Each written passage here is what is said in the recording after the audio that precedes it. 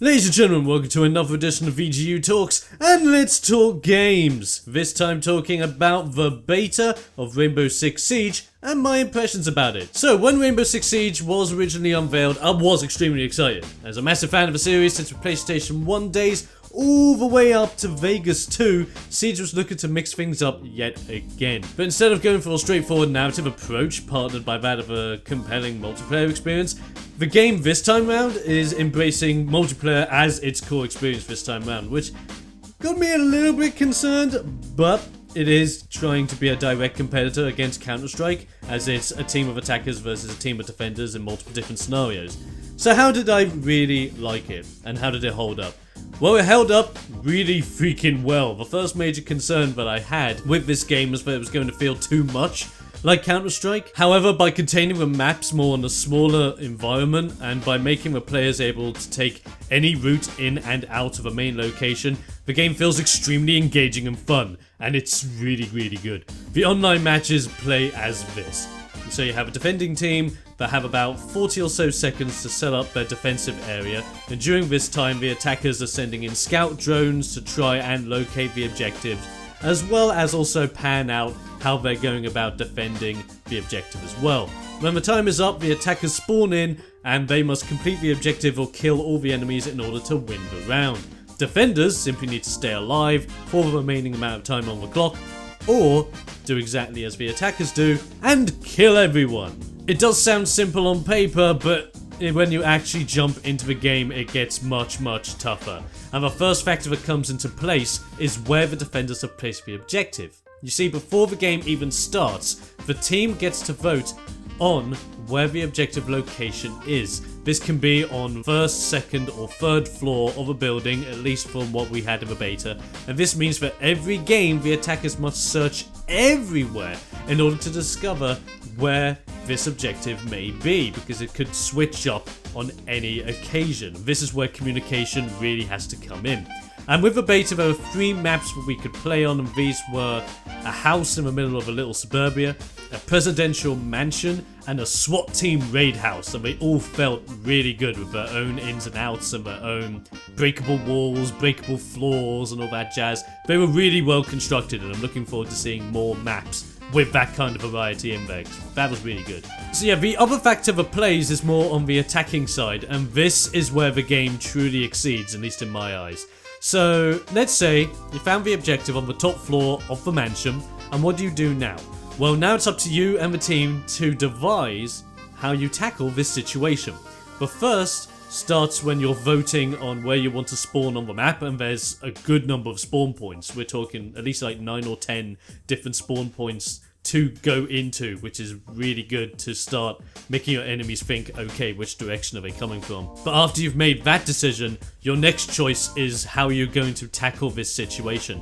And this is where the variety truly comes in, because you can work your way from the ground floor upwards, you can rappel to the roof, find an opening in the ceiling and rappel downwards from there, or you can just rappel up to a certain level of the roof, find a window, place a charge on it and say goodbye to that window and blow yourself straight in there and potentially kill some fools. This then just makes it so that if you are on the attacking side, there are multiple avenues to take when going straight forward into the objective, whilst when you're on the defending side, you're always on edge, you're always looking around you, you're always scanning places, always thinking of the best way to optimize your trap setups for any kind of scenarios, and that's what I love. You never know what's going to happen, and you've got to be ready for every potential situation out there.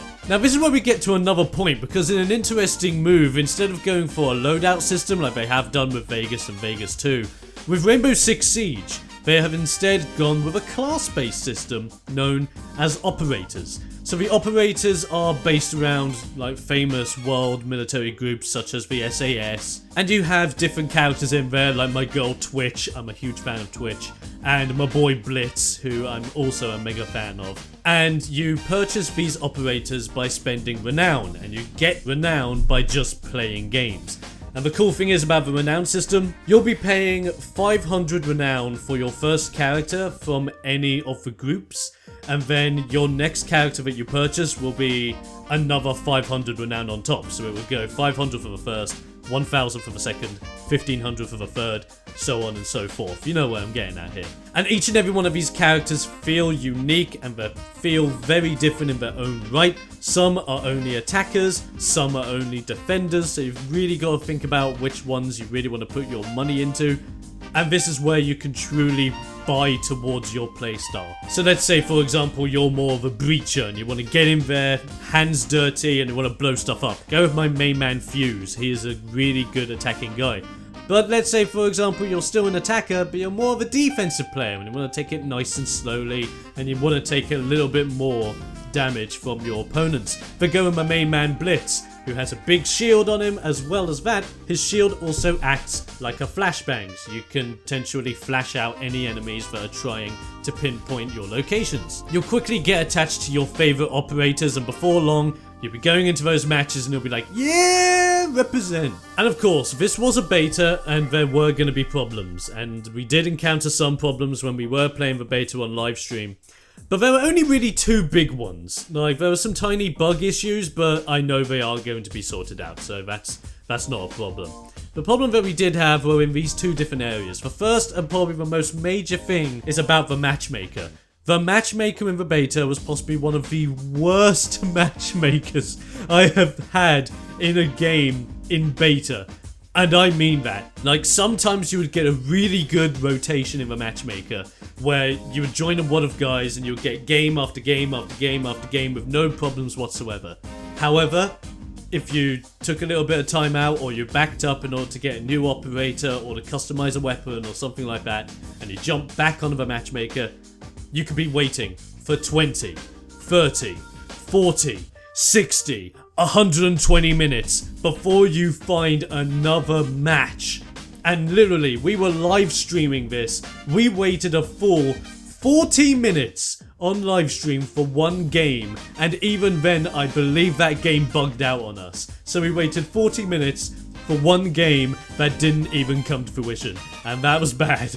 But I know the guys over at Ubisoft are going to be looking at this and they are going to be solving it. I just hope this isn't a server issue, and I just hope this is a matchmaker issue where our connections aren't being received or dealt with as properly as it probably should be. As for the other problem that I have, it's more of a debate, because half of the players that were playing the beta really hated shields and the other half really loved them. And the trick with shields is that they don't have durability on them, so you can keep your shield up at all times, people can blast at you with guns and grenades and all that jazz, and you just won't go down. But you can see this from a double-edged sword point of view. One half of the fan base say that shields are absolutely fine because you can still flank the shield guys and take them out in the most valuable places, such as their sides and their backs. Whilst other people are saying, no, shields are OP, they should have durability on them, you should be forced to only have them for a limited amount of time because they'll get so damaged. How could you gain? My stance on it is that although I can see it from both points of view, I personally think the shields are absolutely fine. I was on the shields are OP bandwagon for a good part of the beta, but the more I played with one of my main operators, which was Blitz, I soon found out that although shields are very good in attacking situations where you're the front man, if you're not the point man and the guy on front, and you get flanked very easily by enemies, you're just as vulnerable as everyone else on the team. So I think it's perfectly fine, but Ubisoft may address this, they may not. Overall, personally, Rainbow Six Siege is a fantastic game. Playing that beta made me realize why I love the franchise yet again, and has pretty much guaranteed that when it comes to Christmas, I'm getting this. This game is super fun, and I highly recommend it, especially if you are a gamer that plays Counter-Strike. You will actually fall in love with this, because it's not enough like Counter-Strike where you'll get frustrated with it. There's enough differentiation here where you're going to be falling in love with it for different reasons than CS. So definitely give it a go. And in all honesty, if Ubisoft solve the issues that are in the game and maybe resolve the debate over the shields are overpowered thing, then we could potentially see Rainbow Six Siege on an esports level. And I would quite like to see that, in all honesty. So ladies and gentlemen, those are my impressions of the Rainbow Six Siege beta. It was a really fun time. Ubisoft kept extending the beta as well, because they loved everyone that was playing it as well. So thank you very much, Ubisoft, for the chance to play that beta. It was just so good. But now I leave it up to you guys. Were you in the beta? Did you enjoy it? Do you have any problems, or did you just fall in love with it like I have? Let us know what your thoughts are in the comments below. Be sure to keep an eye on the game, as it has been delayed to the 1st of December of this year. Pick it up this Christmas time, because it's gonna be good. And we'll be seeing you next time for another edition of VGU Talks.